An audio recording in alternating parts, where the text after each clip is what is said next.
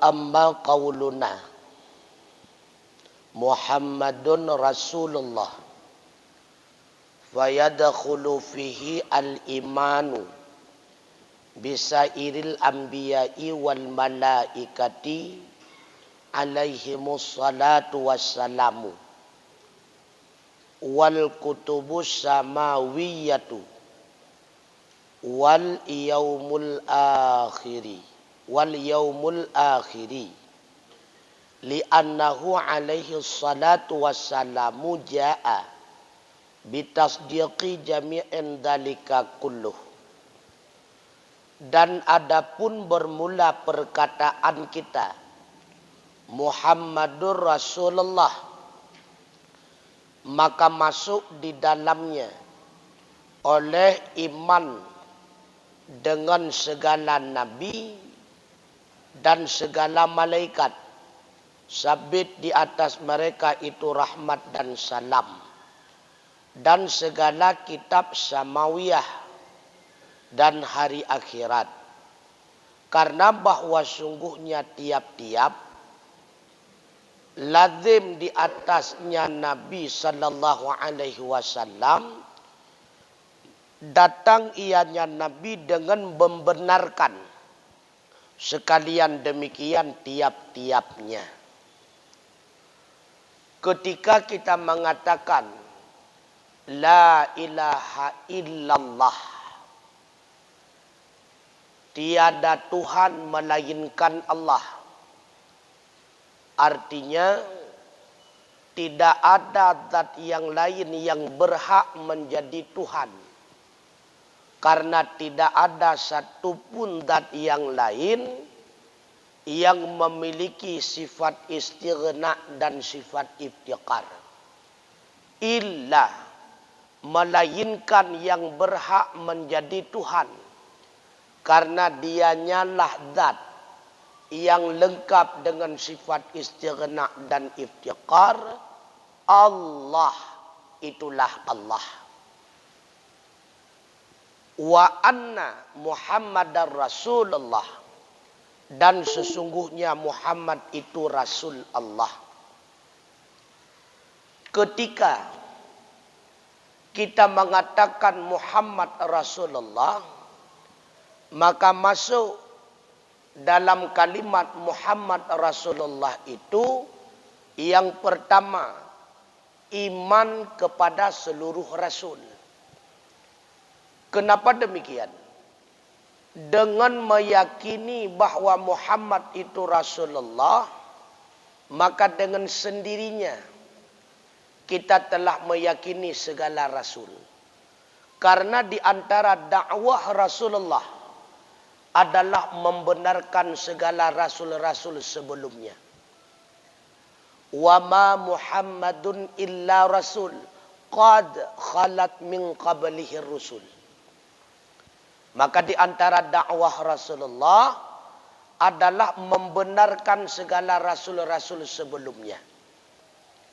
Bahkan tidak dikatakan seseorang itu beriman apabila tidak mengimani Nabi Allah Ibrahim itu Rasul, Musa, Isa alaihi salam juga itu merupakan Rasul. Begitu pula masuk di dalam kalimat Muhammadur Rasulullah, beriman kepada seluruh para malaikat. Karena di antara dakwah Rasulullah pula membenarkan segala para malaikat. Juga masuk dalam kalimat Muhammadur Rasulullah mengimani segala kitab samawiyah, baik itu Zabur, Taurat, Injil. Itu semuanya diyakini merupakan ibarat daripada kalam Allah, ibarat daripada mu'abbar anhu. Maka Zabur, Taurat dan Injil itu sama seperti Al-Quran. Karena berbeda bangsa, tentunya berbeda bahasa. Karena berbeda bahasa, berbeda pula ibarat yang diturunkan oleh Allah, yang dibalik daripada setiap kalimat ibarat tersebut mengandung makna yang sama, yaitu mengesahkan Allah Subhanahu wa taala, la ilaha illallah. Tujuan sama, mu'abbar anhunya sama, yang berbeda cuma ibaratnya. Arti ibarat satu kalimat yang menunjuki kepada maksud tertentu. Begitu pula dengan meyakini Muhammad Rasulullah, pula meyakini hari akhirat. Karena di antara dakwah Rasulullah juga membenarkan adanya hari akhirat. Termasuk azab kubur, nikmat kubur, hasyar, yaitu dihalau seluruh manusia kepada satu tempat yang dinamakan dengan mahsyar.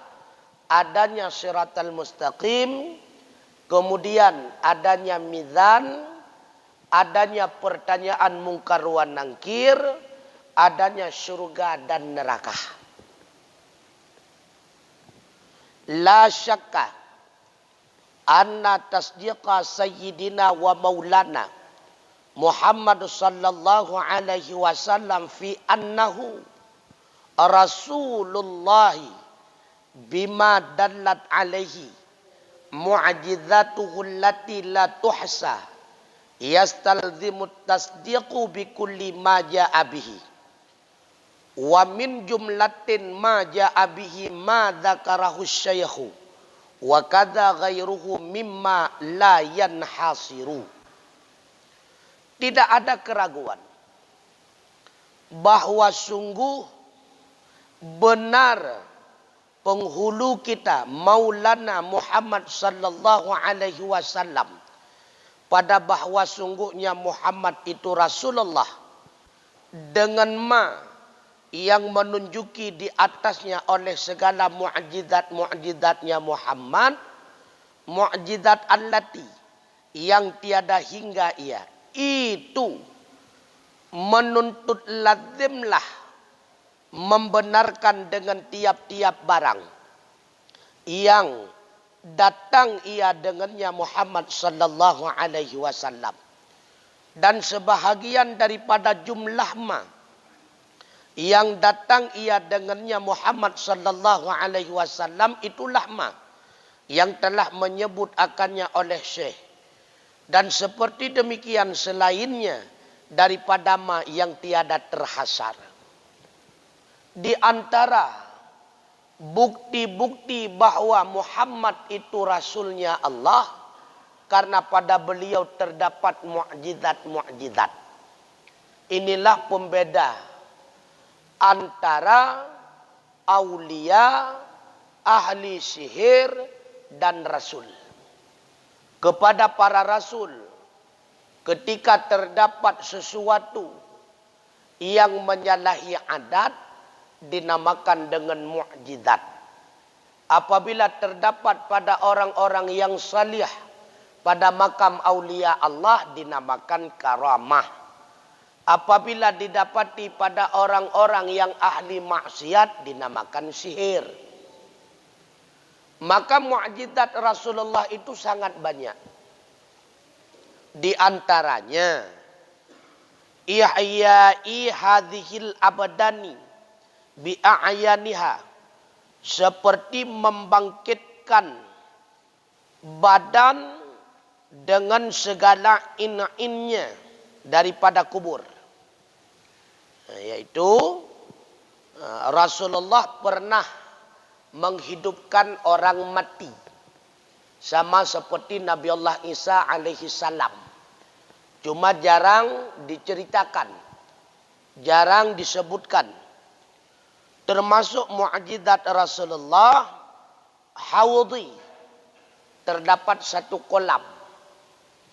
Maka sewayang temengjib ia kolam tersebut, masuklah dia itu dalam syurga. Termasuk bahagian daripada syafaat. Begitu pula mukjizat Rasulullah adalah mendapatkan syafaat yang terbesar. Arti syafaat bantuan. Mendapatkan kesempatan. Memberikan bantuan kepada seluruh manusia. Di yaumil akhirah kelak. Kan kepada getanyo mentang umat Muhammad. Kepada seluruhnya.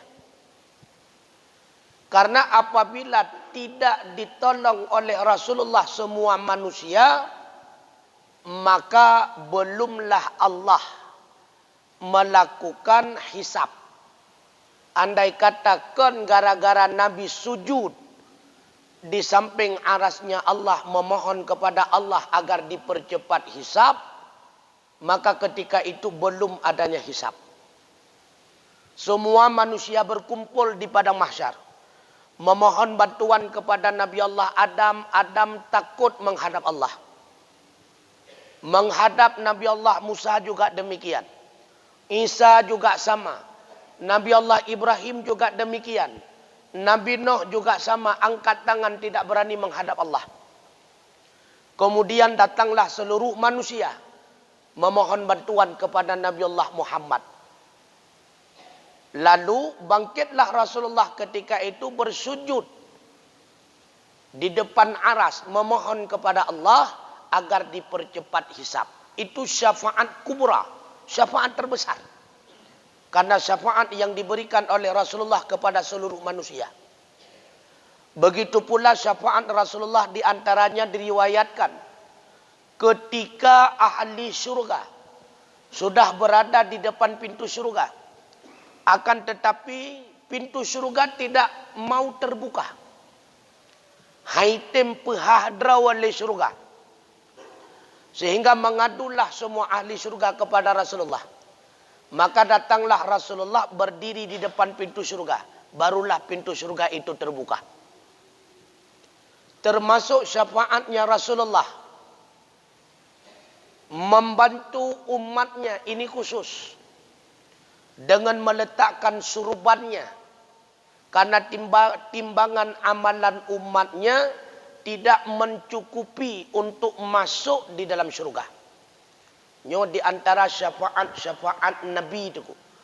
Dan ledadat. Bahkan termasuk di antara syafaat Rasulullah mengambil umatnya di dalam neraka. Yang sedang di dalam keadaan teratap. Nyoban bantum na riwayat itu, na hadis. Makanya syafaat itu bahagian daripada mukjizatnya Rasulullah. Rasulullah juga membenarkan sirat. Arti sirat titian. Yang jiuh perjalanan siribayatun dalam keadaan menanjak, 1000 tahun dalam keadaan landai, 1000 tahun dalam keadaan turun. Dan pada siratal mustaqim, sebagaimana terdapat di dalam beberapa riwayat, pun ada pos-pos tertentu. Maka di atas siratal mustaqim itu pun akan kembali dipertanyakan berbagai macam pertanyaan. Menyelewat dari pos tersebut, maka lewatlah sirat. Lewat sirat, maka masuklah surga. Begitu pula Rasulullah membenarkan mizan. Mizan, neraca. Timbangan ibarat timbangan emas. Pada salah satu piring neraca tersebut diletakkan segala catatan-catatan amal keburukan. Pada piring satunya lagi diletakkan berbagai catatan-catatan amal kebajikan. Itu mizan. Nah, ini semuanya berbicara dengan hal-hal yang gaib. Wa nahwi dzalika mimma huwa mustirun fi kutubi ahli sunnah. Dan bermula seumpama demikian. Itulah daripada ma yang bermula dia nyama. Itu tertera ia di dalam segala kitab-kitab ahli sunnah wal jamaah. Maka kaitan dengan masalah mu'jizat Rasulullah, dakwah Rasulullah, itu bisa dilihat di dalam kitab-kitab yang panjang lebar pembahasannya, khususnya kitab Ahli Sunnah wal Jamaah.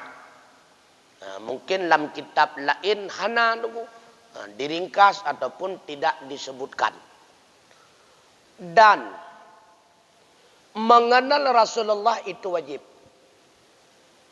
Di antara kewajiban kita orang tua, yang pertama mengajarkan anak kita yang masih kecil, memperkenalkan kepada diri si anak kadar menurut anak-anak kaitan dengan masalah Allah.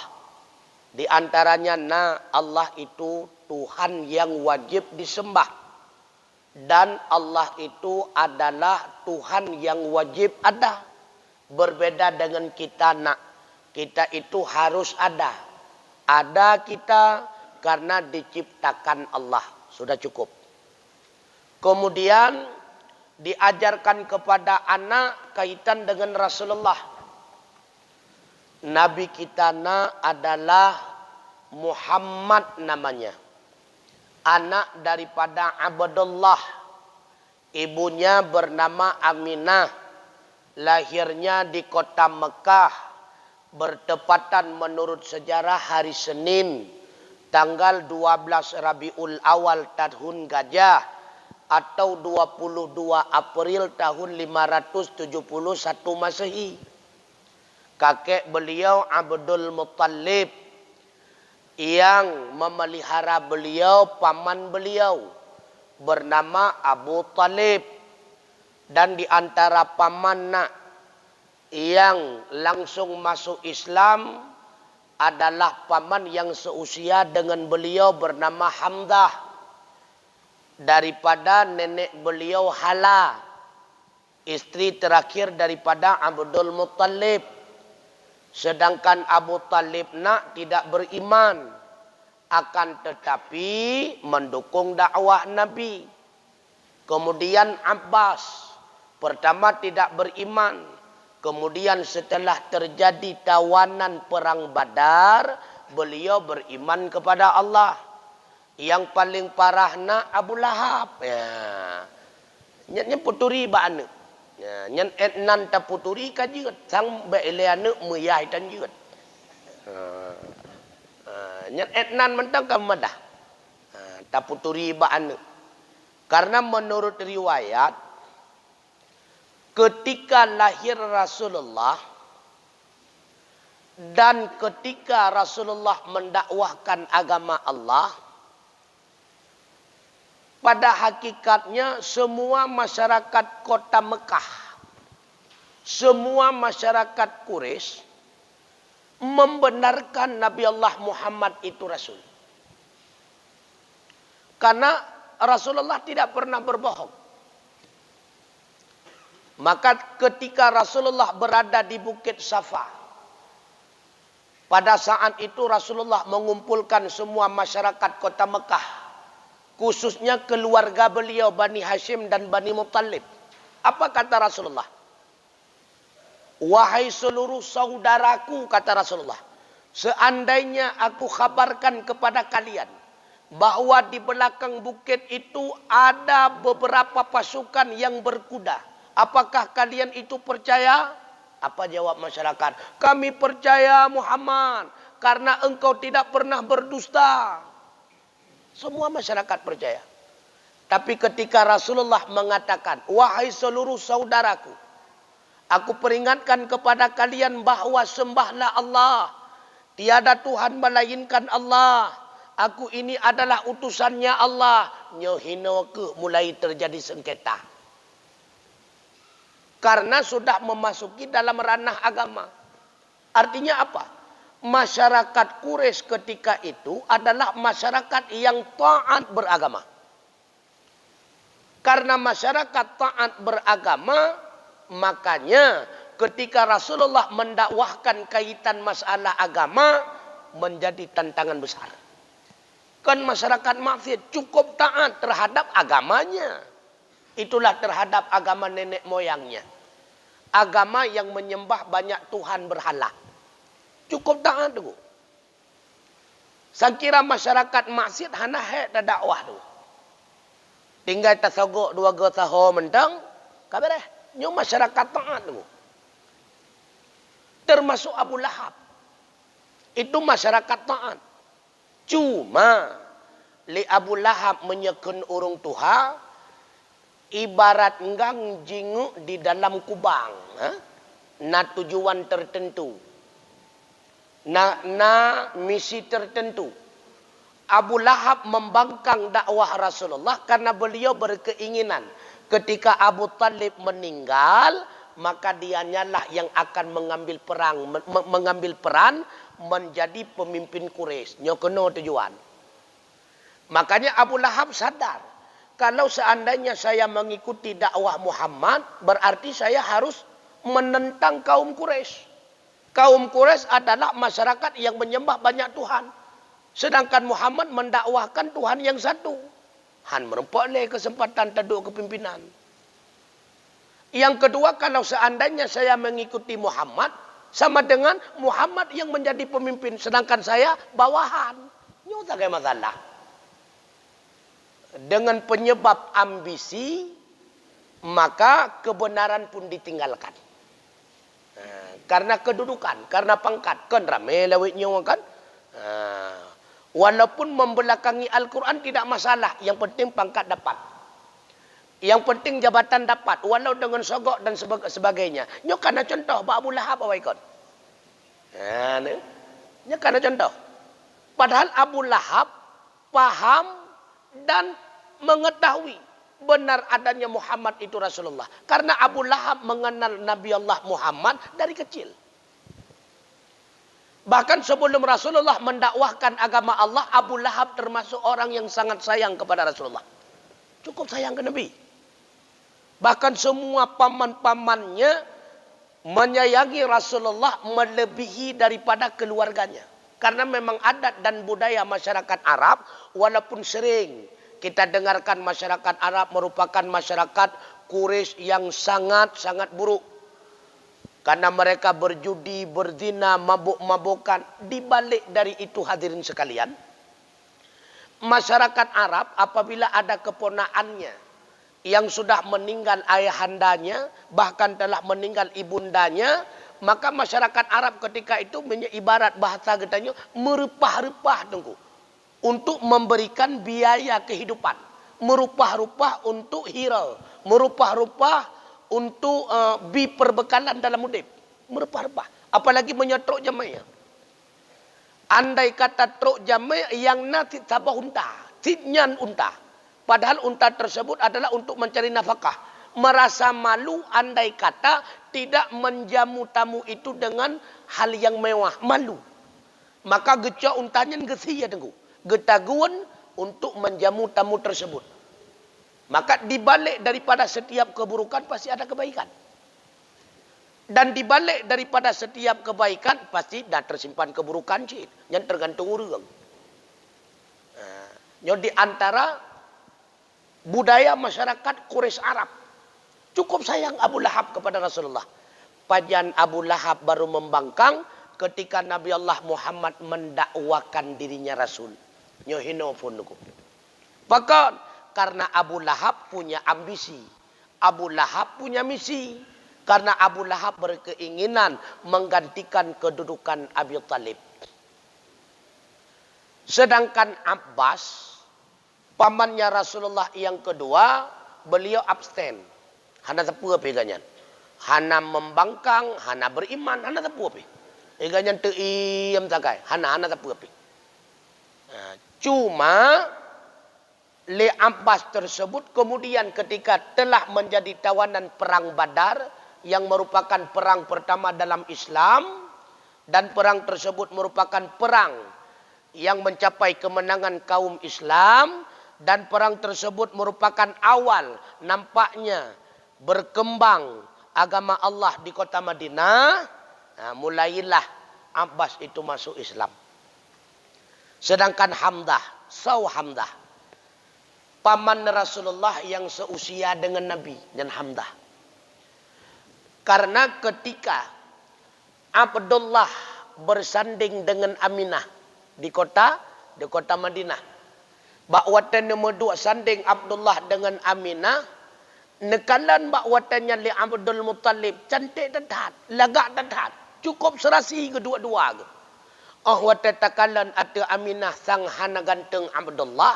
Watan ta'u watan Abdullah sang hana cantik Aminah. Bit-bit ibarat pinang terbelah dua. Nyo sering teku dengan dalam dakwah. Memangnya menan teku. Kalau lagi lintung darah baru kita nyo lewat nyo. Darah baru lintung ke penyang ya. Nah yang kadang-kadang darah baru apapun darah baru penyang lintung ke adapun tumbun tirau but tirau lagi tipliu menan. Hana serasi dah guys. Tapi Abdullah dengan Aminah cukup serasi tu. Cukup serasi. Sehingga Abdul Muttalib sendiri ayahanda daripada Abdullah kakek Rasulullah hawa gelam ke berumah tangga. Bak watai gekalan Abdullah dengan Aminah duduk sanding ganyan-ganyan hawa gelam ke mekawin. Maka hangga tentalu uronyan laju ke menikah sabotu dengan sepupu daripada Aminah bernama Hala. Maka dari perkawinan itulah Aminah dari perkawinannya dengan Abdullah ayahanda Rasulullah melahirkan Muhammad Nabi Allah sallallahu alaihi wasallam. Dari Hala lahirlah Hamzah. Itulah paman Rasulullah yang seusia dengan Nabi dari pertama mendukung dakwah Rasulullah. Itulah Sayyidina Hamzah. Dan sekalipun Abu Lahab menentang dakwah Rasulullah, tapi tidak semua anak Abu Lahab itu menentang dakwah Rasulullah. Tidak. Maka kadang-kadang buah jatuh tidak jauh daripada pohonnya. Nyo bahasa peribahasa tersebut kadang-kadang hanya dipakai. Nah yang buah jatuh jauh daripada pohonnya. Ipu pol yang ingin sebab-sebut mungkin. Contohnya anak Abu Lahab. Tidak semua anak Abu Lahab membangkang dengan dakwah Rasulullah. Yang pertama Utbah. Anak Abu Lahab. Utbah bin Abu Lahab. Itu kemudian beriman kepada Rasulullah. Setelah perang Badar menjadi tawanan. Beliau beriman kepada Rasulullah. Pertama tidak. Padahal Utbah itu adalah istri pertama daripada anaknya Rasulullah Ruqayyah. Adik beliau Utaibah. Dinikahkan oleh Rasulullah dengan adik Ruqayyah yaitu Ummi Kasum. Karena Rasulullah mendakwahkan dirinya Rasul. Abu Lahab kan cuma bengih ke Nabi. Kekehanu bengih. Nyo sering lah ngempung. Karena bengih ke Yah, karena Yah kecil, ke anak pun kecil bengih. Padahal purutan. Yang kenyakai Abu Lahab. Karena benci kepada ayahnya, rupanya ikut benci kepada anaknya. Makanya Ruqayyah dan Ummi Kasum diperintahkan oleh Abu Lahab, diceraikan oleh Utbah dan Utaibah.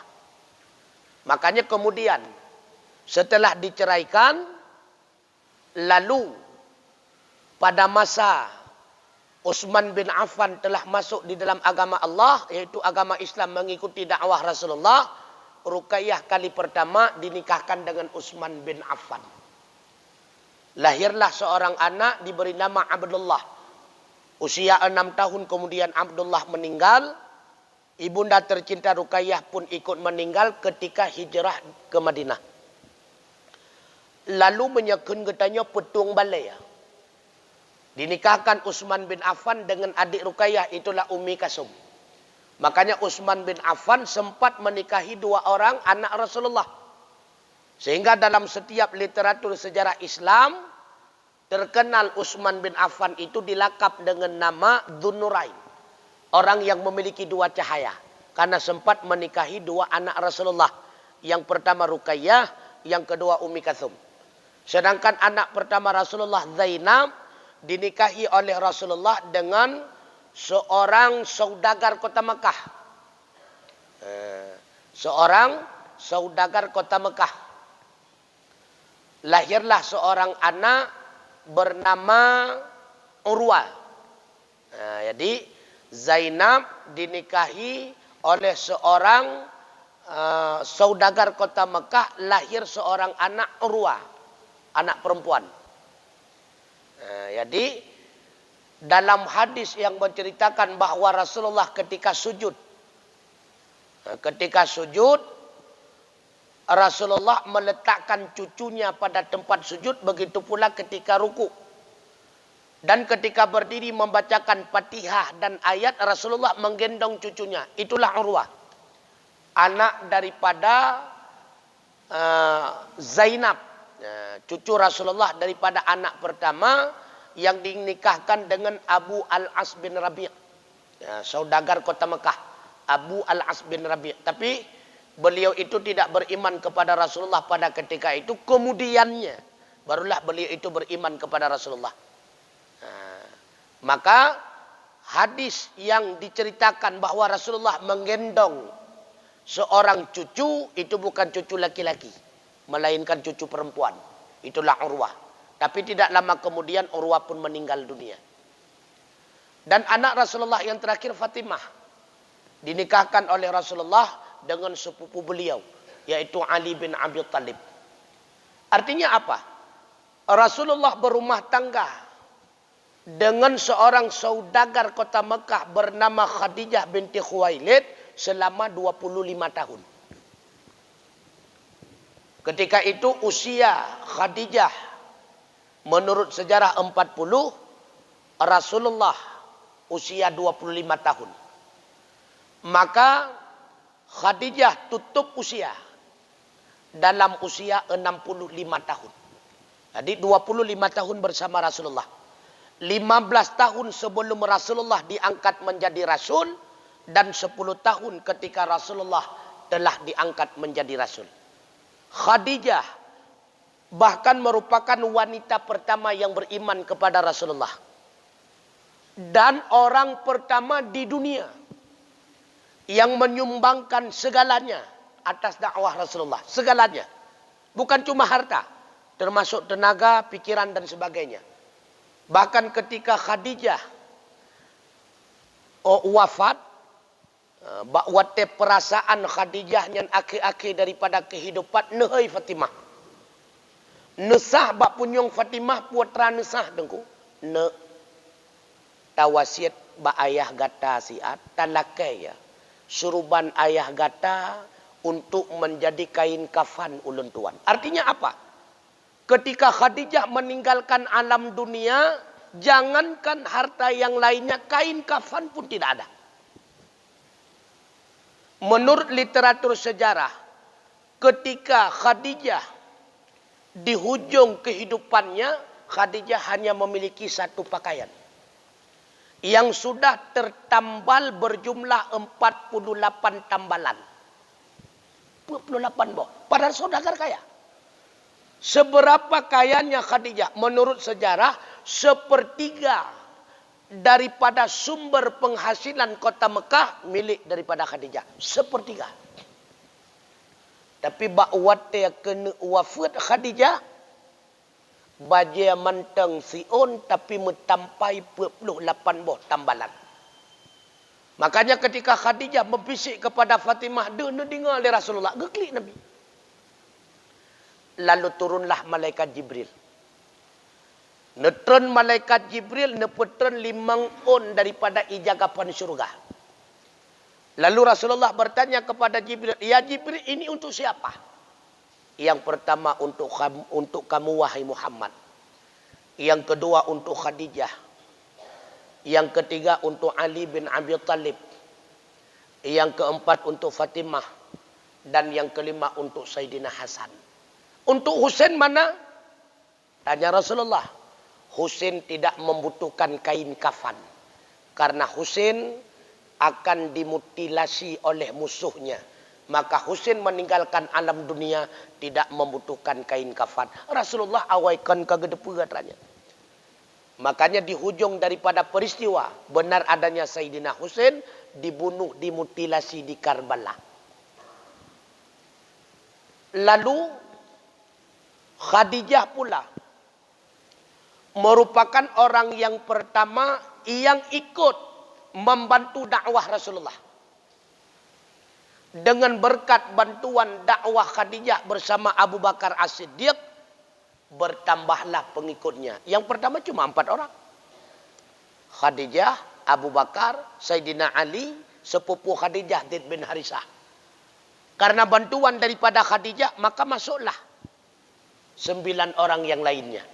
Utsman bin Affan, Zubair bin Awam, Sa'ad bin Abi Waqqas, Abdurrahman bin Auf, Talhah bin Ubaidillah, Abu Ubaidillah bin Jarrah, Arkam bin Abil Warqam, Sa'id bin Zaid al-Adawi, Fatimah binti Khattab, adik Sayyidina Umar bin Khattab. As-sabiqul awalun, orang yang pertama masuk Islam. Jadi dakwah Rasulullah Tengku cukup sulit. Yang pertama Syriah rahasia. Yang kedua, baru dalam keadaan masa jahriyah, dalam keadaan zahiriyah. Maka ketika ada yang mengatakan, anak popo puasa kurun tapi yuk malam ya. Lehnya hang temung semua buat leh kamu dia. Maka ketika ada yang mengatakan bahwa merayakan maulid itu bid'ah, mengkeran-keran igawat tengku. Pakan mengkeran-keran igawat. Pada hakikatnya merayakan maulid itu adalah bahagian daripada apresiasi kita umatnya atas membuktikan rasa cinta kita kepada Rasulullah. Karena dakwah Rasulullah hanya mudah dulu. Menyekan dengan sebab dakwah Rasulullah yang begitu bersusah payah. Sampai pada tingkat meninggalkan harta, keluarga, hijrah ke Madinah. Hantru Islam kena waceh. Man kecukup ulau-ulau apabila na yang pegah mak Nabi, ayah Nabi, kapelang. Cukup beraulau-ulau. Ilong asa katruk bertingkatnya kapitiam lun. Makanya nyoknya lembut bajut. Menyekan dengan sebab dakwah Nabi, nyo sampai orangnya katanya mentangkap hengu.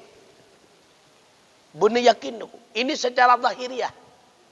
Karena segala sesuatu yang diwujudkan oleh Allah Subhanahu wa taala melalui proses. Semuanya melalui proses. Andai kata bukan dengan sebab dakwah Nabi secara zahiriah, iman dan Islam tidak akan sampai ke bumi Mekah, ke bumi Aceh Serami Mekah. Pasti. Itu secara zahiriah. Makanya perayaan maulid tengku. Benar itu bid'ah secara zahir benar. Hakikat bukan. Itu sunnah. Artinya apa? Artinya perayaan maulid itu telah lama dilakukan oleh umat Islam.